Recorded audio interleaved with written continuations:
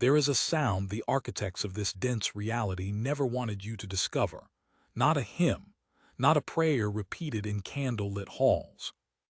A specific sequence of vocalized tones, preserved in Coptic manuscripts buried beneath Egyptian sand for nearly 2,000 years, suppressed with surgical precision, because it does something that no pharmaceutical, no therapy session, and no Sunday sermon has ever been able to replicate. It severs the invisible cord through which your life force is being drained right now. Not metaphorically, right now. Pay attention to your body in this moment. The low-grade tension sitting behind your eyes, the chest that never fully opens as if something is pressing from the inside. The thoughts that spiral without invitation, dread about tomorrow, replays of yesterday, a baseline hum of unease that has become so familiar you stopped questioning whether it belongs to you at all. Modern medicine has a name for this. Several names, actually. Anxiety disorder, chronic stress response, dysregulation of the autonomic nervous system. The prescriptions multiply, the diagnoses expand, and yet the weight remains. Because the weight was never chemical in origin. What the ancient architects of Gnostic knowledge understood, and what was systematically erased from every version of spiritual teaching that survived into the modern era, is that the human energetic field does not exist in isolation. It exists inside a web, and certain intelligences within that web have learned, over vast spans of time, to feed from it, not through physical contact, through resonance, through the precise emotional frequencies of fear, helplessness, shame, and chronic mental noise. States that vibrate at densities low enough to be harvested by what the Pistis Sophia identifies as the Archons.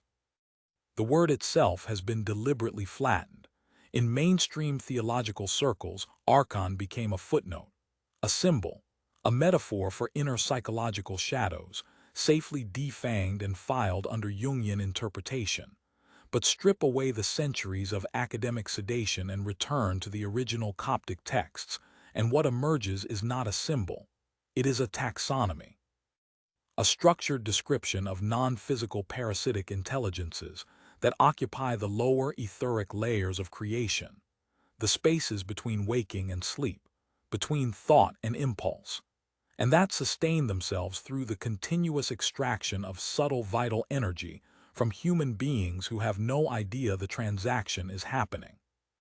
The Pistis Sophia does not speak of these entities in whispers. It catalogues them. It names the layers they inhabit. It describes their hierarchy with the same clinical precision that a biologist might use to classify a species of parasite, because that is exactly what they are. Parasites, not gods, not demons in the theatrical sense. Parasitic intelligences operating within the architecture of a material reality that was designed, according to these same texts, specifically to keep the divine spark, what the Gnostics called the monad, trapped in cycles of density, confusion, and energetic depletion. Now consider the structure of modern religious experience through that lens. The concept of original sin, the foundational guilt installed at birth, before a single choice has been made. The doctrine of unworthiness, the architecture of fear around divine judgment, the psychological scaffolding that positions the human being as perpetually broken and in need of external salvation. These are not accidents of theology. They are mechanisms. Guilt is a slow-burning extraction frequency. Fear of punishment resonates at precisely the vibrational bandwidth the Archons require to maintain their feed. The traditional religious system was not built to liberate the monad.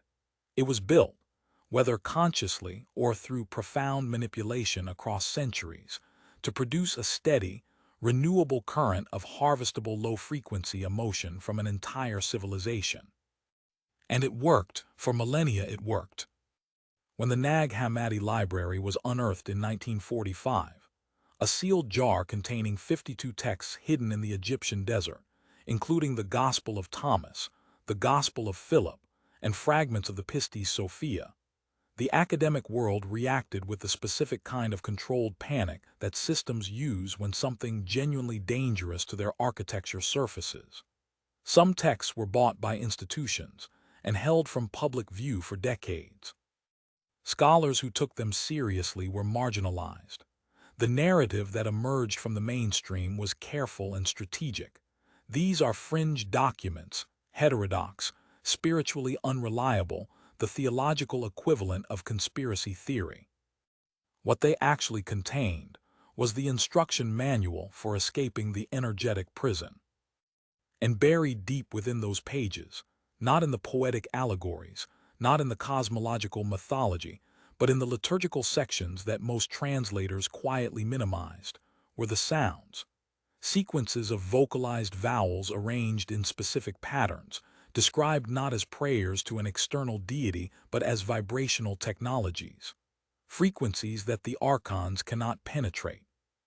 Tones that, when produced correctly with intentional breath and focused awareness, restructure the outer layers of the human etheric field into a configuration that is functionally invisible to parasitic extraction. The tradition called them the names of power, not names in the linguistic sense, sound structures, vibrational keys. You have likely felt their absence your entire life without having a framework to understand what was missing. That feeling of being chronically drained after interactions that should have been neutral. The inexplicable exhaustion that arrives in the middle of the night, pulling you from sleep into a state of formless dread. The moments in public spaces, airports, hospitals, dense urban centers, where something invisible presses against your field and leaves you depleted for hours afterward. You were not imagining it. You were not being dramatic. You were experiencing, without vocabulary or protection, the mechanics of extraction that these ancient texts described with devastating accuracy. The system that buried those texts understood one thing above all others. A human being who knows how to seal their own aura is a human being who cannot be fed upon. And a civilization of sealed, sovereign energy fields is a civilization that the archonic layer of reality has no power over whatsoever. That is why the sounds were hidden. That is why the manuscripts were buried. That is why what comes next in this revelation has never been part of any Sunday sermon, any mainstream meditation app, any self-help framework endorsed by the institutions that profit from your spiritual confusion. Because what those texts actually describe, the precise mechanics of how the vocalized sealing frequencies work inside the etheric body, and the specific error that almost every person makes in their energy field every single morning before they even open their eyes, is not a metaphor. It is a technology. And it was stolen from you before you were born. The architecture of that theft goes deeper than most are prepared to confront, because it does not begin at the level of religion or politics. It begins at the level of sound itself, in the way vibration either opens a door in your field for extraction or permanently seals it. What the Pistis Sophia recorded about the specific vowel sequences used by initiates to repel Archonic presence reveals an error so fundamental, so woven into daily life, that once you see it, you cannot unsee it. There is a moment that happens every single morning, so automatic and so deeply conditioned that almost no one questions it. The alarm sounds, consciousness returns to the body, and before a single intentional thought is formed, before gratitude, before breath, before any act of sovereign awareness, the mind reaches outward, into worry, into the unfinished business of yesterday, into the shapeless anxiety of what the day might demand. It happens in seconds. Most people experience it as simply waking up. What it actually is, according to the vibrational mechanics described in the Pistis Sophia, is an open door. The etheric field of the human body goes through a specific reconfiguration during the transition between deep sleep and waking consciousness.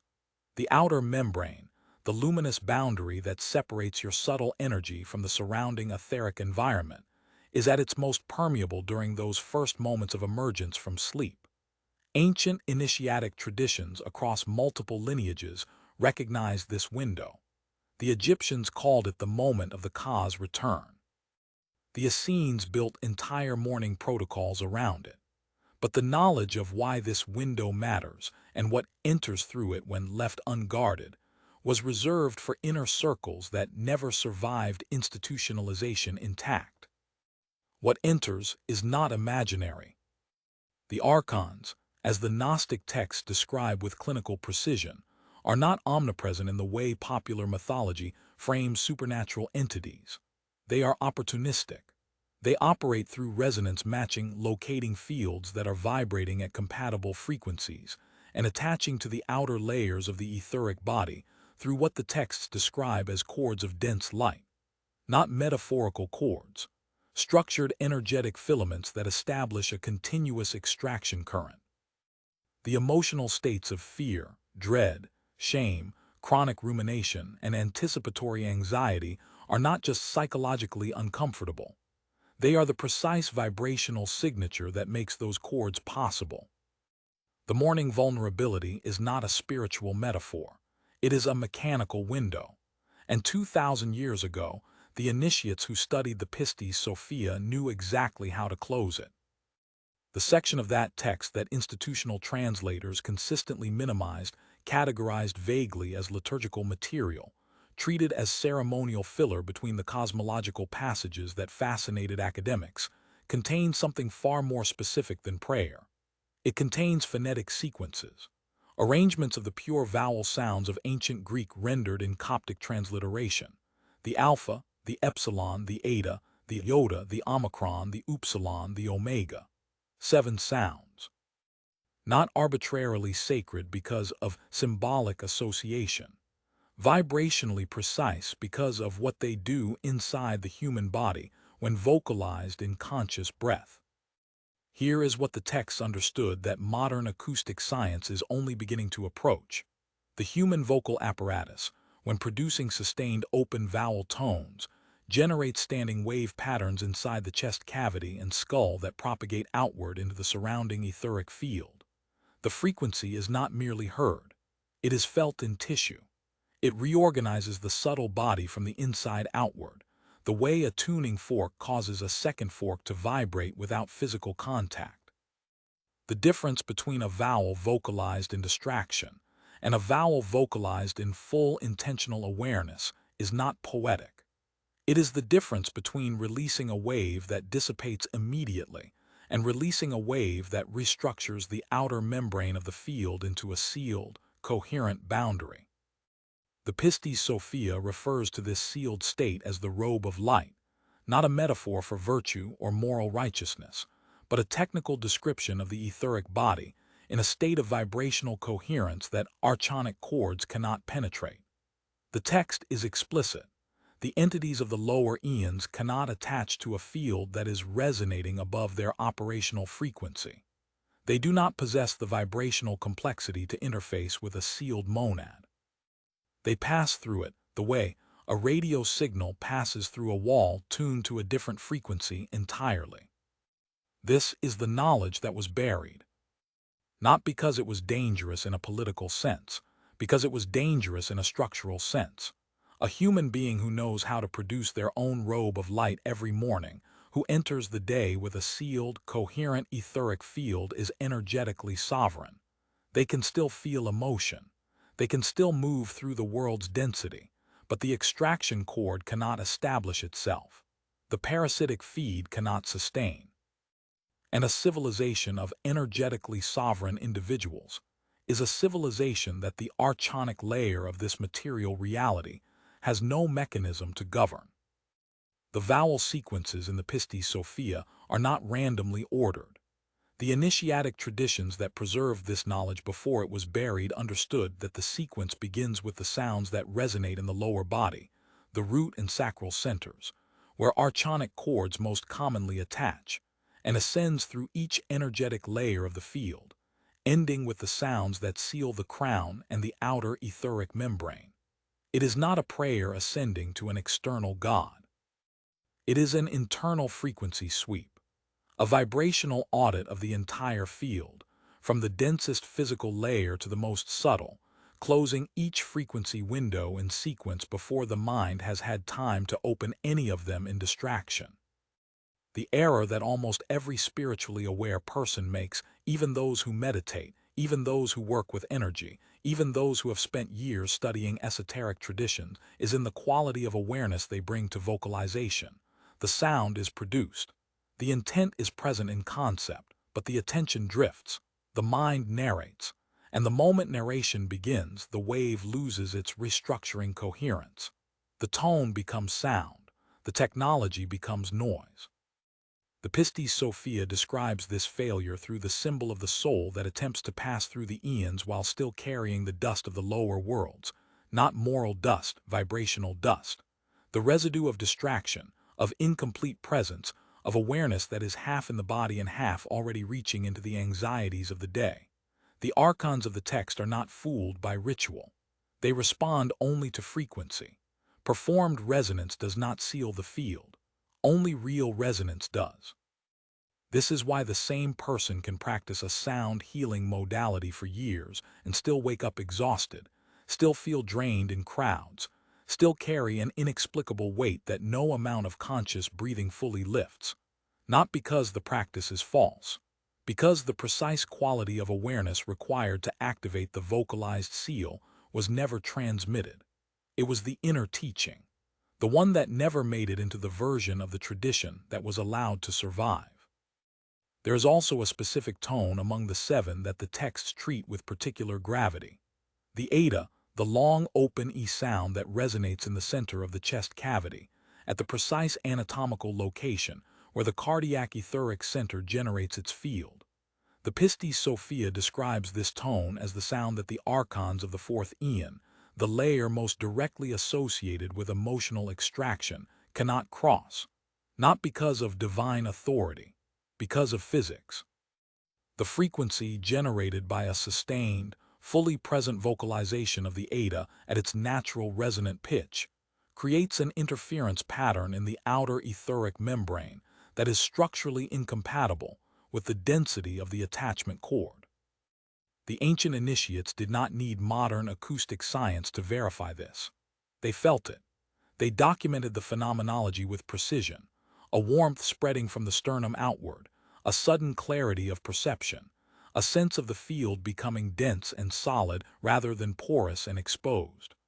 What they were describing is the lived experience of the etheric membrane sealing under its own vibrational authority. That feeling, that specific, unmistakable shift in the quality of your field, you may have touched it accidentally in a moment of genuine, unguarded singing, in a sound bath that suddenly stopped feeling like relaxation and started feeling like armor, in a chant that moved past the layer of performance and hit something real in the body that you did not have a name for. That was not coincidence. That was the technology working. And the full sequence, the complete vibrational sweep from the densest layer of the field to the outer membrane seal, does something in the minutes that follow that no one who has not experienced it is fully prepared for.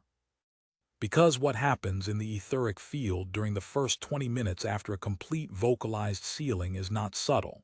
It is not a gentle sense of peace or a mild elevation of mood. It is a structural event. The Archonic cords, severed from their extraction point, do not simply detach in silence. What the texts describe, and what initiates across centuries have reported with striking consistency, is a specific sequence of sensations that confirm, beyond any possibility of self-deception, that the seal is real, the cords are cut, and the monad is finally breathing in the space it was always meant to inhabit. That is where everything that follows now begins. The first thing that happens is pressure. Not pain, not discomfort in the clinical sense. A pressure at the outer edges of the field, at the boundary layer of the etheric membrane, that feels like something pushing back against a wall it expected to walk through. Most people who experience this for the first time interpret it as anxiety intensifying, and they stop. They abandon the sequence precisely at the moment it is working. Because what that pressure actually is, in the mechanics described by the Pistis Sophia, is resistance. The resistance of extraction cords that have been attached to the same anchor points in your field for so long that the sudden absence of access registers as turbulence. The texts are unambiguous about this. The Archons do not release quietly. The lower eons described in the Gnostic cosmology are not passive collectors. They are intelligent systems optimized for retention of their energy source. When the vibrational seal activates and the outer membrane begins its restructuring, the response from the attached cords is an attempt to re-establish resonance through the one channel that remains temporarily open during the sealing process: the emotional body. This is why, in the minutes following a genuine vocalized sealing, a wave of unspecified dread or agitation sometimes moves through the chest before the clarity arrives. It is not yours. It is the last transmission of a cord in the process of being severed. The initiates knew this. The Pistis Sophia describes it as the howling of the outer darkness, not theatrical imagery, but a phenomenological report, the sound of a parasitic system losing its feed. And on the other side of that wave, what the texts describe and what those who have worked with these frequencies consistently report is something the modern world has almost no vocabulary for. Silence, but not the silence of absence. The silence of a field that is finally, for the first time in perhaps years, operating under its own authority.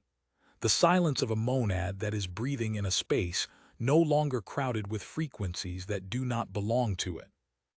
In that silence, perception changes. Colors carry more information. The body's signals become legible again: hunger, fatigue, genuine emotion, as opposed to artificially amplified emotional static, because the noise floor of the field drops dramatically when extraction cords are absent. Thoughts still arise, but they arise from a different depth, not from the frantic surface layer where archonic resonance keeps the mind circling the same loops of fear and anticipation, but from somewhere more interior, more true. The Gnostics called this the voice of the monad itself, the genuine signal of the divine spark that has been buried under so many layers of parasitic interference that most human beings have never once heard it clearly in their waking lives. This is not mystical language for a vague feeling of well-being. It is a description of what energetic sovereignty actually feels like from the inside, and it is temporary in the beginning. The seal is not permanent after a single application. The membrane requires consistent reinforcement, particularly in the early period when the field is recalibrating away from the chronic vulnerability it has been conditioned into. The Pistis Sophia describes this as the garment being woven, each vocalized sealing adding another layer of coherence to the outer membrane. Each morning practice thickening the boundary between the monad's field and the ambient extraction environment of the lower eons. Over time, something else begins to shift, not just the absence of drainage, a quality of presence that is difficult to articulate to someone who has not yet experienced the contrast. The difference between moving through the world with a sealed field and moving through it without one is the difference between walking in rain with a coat and walking in rain without one. You are in the same world. The same density presses on all sides. The same archonic architecture of the material plane surrounds you. But nothing can get through. The extraction frequency finds no resonant anchor in your field because your field is no longer vibrating at the bandwidth it requires.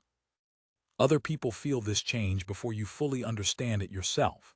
There is a quality in a person whose field is sealed, a groundedness, a quality of attention that does not scatter under social pressure, an ability to hold space in a room without being drained by it that registers on others as presence, as authority, not dominance, vibrational authority, the quiet certainty of a system operating at its full capacity without interference.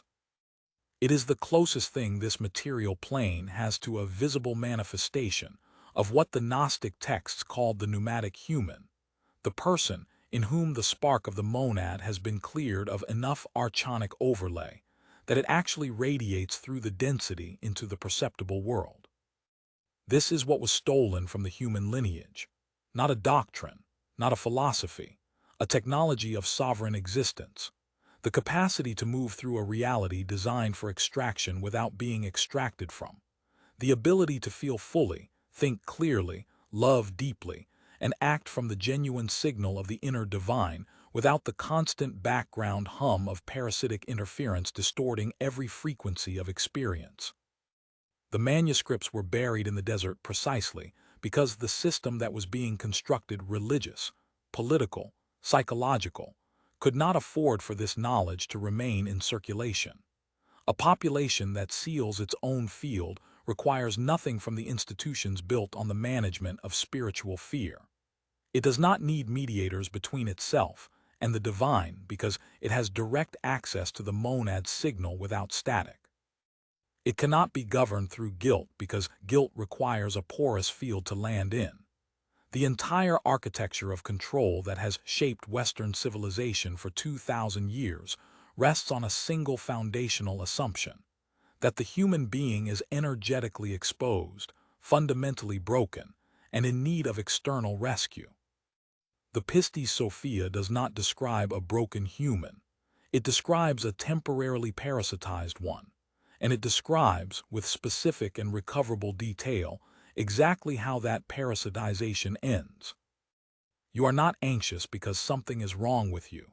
You are anxious because something has been feeding on you. And the moment that feed is cut, through the precise vibrational technology that 2,000 years of institutional suppression could not fully erase because it was written in the body itself, in the resonant architecture of the human vocal instrument, the anxiety does not need to be managed. It dissolves at the source, because the source was never yours.